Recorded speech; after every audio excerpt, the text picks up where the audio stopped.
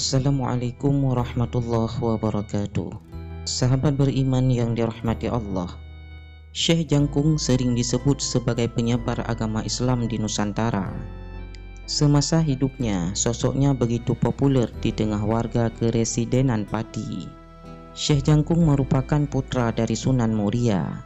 Dia dikenal warga sebagai ulama karismatik dan ahli tasawuf. Selama belajar agama Islam, ia berguru dengan Sunan Kudus dan Sunan Kalijaga. Sebelum bernama Syekh Jangkung, dia terkenal dengan nama Saridin. Lantas, apa yang dilakukan Syekh Jangkung selama hidupnya, terutama terkait penyebaran Islam di wilayah Pati dan sekitarnya? Berikut adalah kisahnya. Ya Nabi salam alaika, Ya Rasul salam alaika. Nama asli Syekh Jangkung adalah Syarifuddin. Untuk memudahkan masyarakat Jawa mengucapkannya sesuai dengan logat nama Syarifuddin berubah menjadi Saridin. Gelar Syekh bagi Saridin sendiri merupakan pemberian dari negeri Andalusia. Adapun nama Syekh Jangkung merupakan pemberian gurunya, yakni Sunan Kalijaga. Selama menjadi muridnya, Syekh Jangkung selalu dijangkung oleh Sunan Kalijaga. Makna kata dijangkung sendiri adalah dilindungi, diayomi, dipelihara, dididik dan selalu dalam naungan. Setelah sekian lama berguru dengan Sunan Kalijaga, Syekh Jangkung diminta menyiarkan Islam pertama kali di sebuah desa bernama Desa Miyono. Saat menyiarkan ajaran Islam, Syekh Jangkung sempat dituduh membunuh Beranjung, yakni lelaki kaya raya di desa itu. Saat ditanya hakim, Syekh Jangkung membantah tuduhan tersebut. Dia bercerita semalam sebelumnya memang telah terjadi pembunuhan di kebun belakang rumah Beranjung. Saat itu Syekh Jangkung dan Beranjung menjaga pohon durian untuk dibagi dua. Pada saat itu terbesit niat licik Beranjung untuk menakuti Syekh Jangkung. Dia menyamar sebagai macan. Karena mengira itu macan sungguhan, Syekh Jangkung pun mengambil bambu runcing dan menusukkannya ke perut Beranjung berulang kali hingga tewas. Atas tindakan ini, Syekh Jangkung dihukum mati di hutan Pati.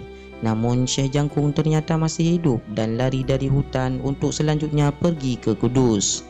Di Kudus inilah ia bertemu dan berguru dengan Sunan Kudus. Setelah berguru dengan Sunan Kudus, Syekh Jangkung kembali menjalani masa pelarian dan akhirnya pulang ke Pati. Di rumahnya, Syekh Jangkung memelihara kerbau jantan yang cukup besar bernama Kerbau Dengkul Lando. Kerbau ini dibawa kemana-mana dan menjadi terkenal di Pati.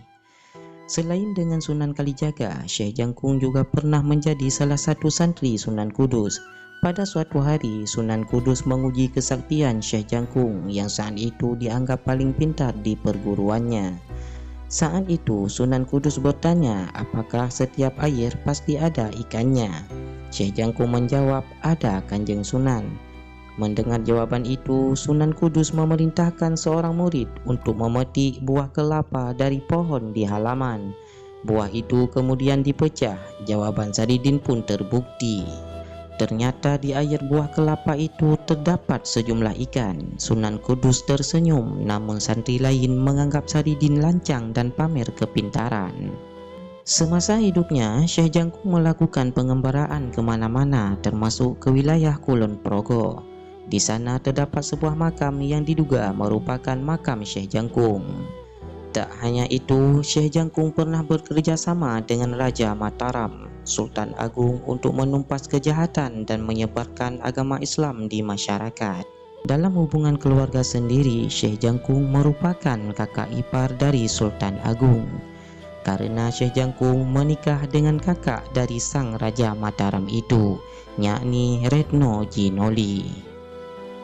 Demikianlah kisah Syekh Jangkung selama hidupnya. Beliau termasuk salah seorang wali yang menyebarkan agama Islam di wilayah Pati dan sekitarnya. Semoga dengan video ini dapat bermanfaat bagi kita semua. Wabillahi taufiq wal hidayah. Wassalamualaikum warahmatullahi wabarakatuh.